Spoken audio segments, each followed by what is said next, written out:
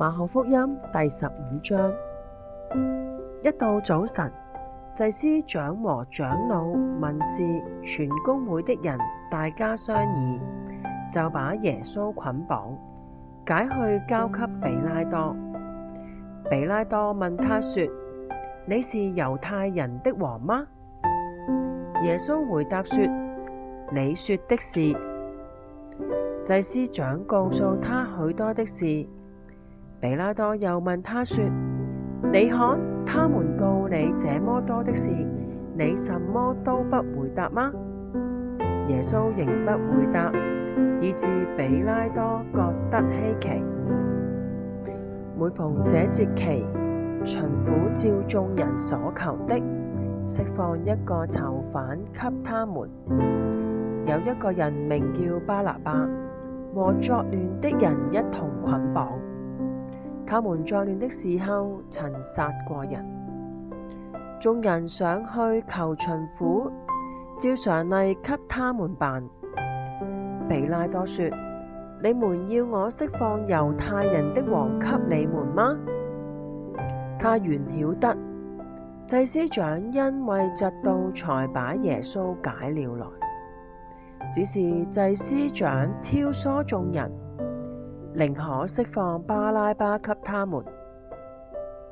比拉多又說：那麼樣，你們所稱為猶太人的王，我怎麼辦呢？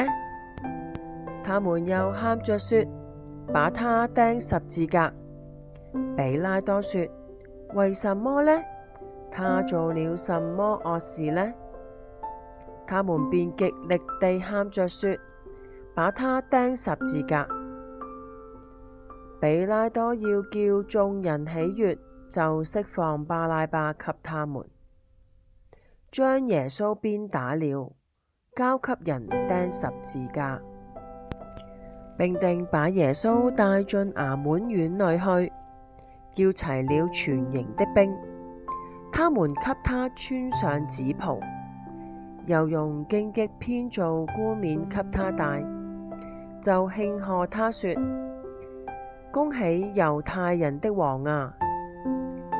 又拿一根葦子打他的頭，吐唾沫在他臉上，屈膝拜他。戲弄完了，就給他脫了紫袍，乃穿上他自己的衣服，帶他去了要釘十字架。有一個古利奈人西滿，就是亞歷山大和魯孚的父親，從鄉下來，經過那地方，他們就勉強他同去，好背着耶穌的十字架。他們帶耶穌到了各各他地方，拿沒藥條和酒給耶穌，他卻不受。於是將他釘在十字架上，沾污了他的衣服，看是誰得什麼。釘他在十字架上以初的時候，在上面有他的罪狀，寫的是猶太人的王。他們又把兩個強盜和他同釘十字架，一個右邊，一個左邊。從那裏經過的人侮罵他，搖着頭說：哼，你這拆毀聖殿3日又建造起來的，可以救自己，從十字架上下來吧。祭司長和文士也是這樣戲弄他，彼此說：他救了別人，不能救自己。以色列的王基督現在可以從十字架上下來，叫我們看見就信了。那和他同釘的人也是譏誚他。從午正到申初，遍地都黑暗了。申初的時候，耶穌大聲喊着說：以羅以，以羅以，拉瑪撒巴各大尼。翻出來就是：我的神，我的神，為什麼離棄我？旁邊站着的人有的聽見就說：看啊，他叫以利亞呢。有一個人跑去，用海綿沾滿了醋，捆在葦子上，送給他喝，說：且等着，看以利亞來不來把他取下。耶穌大聲喊叫，氣就斷了。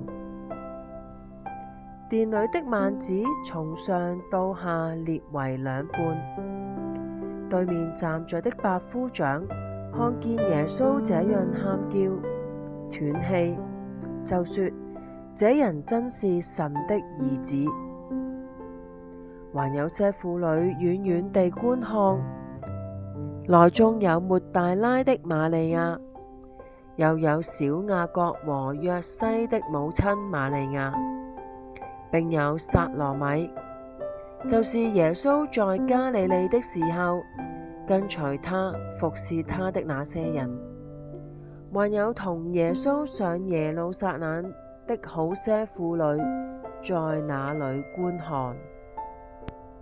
到了晚上，因為這是預備日，就是安息日的前一日，有亞利馬太的若瑟前來，他是尊貴的議士，也是等候神國的。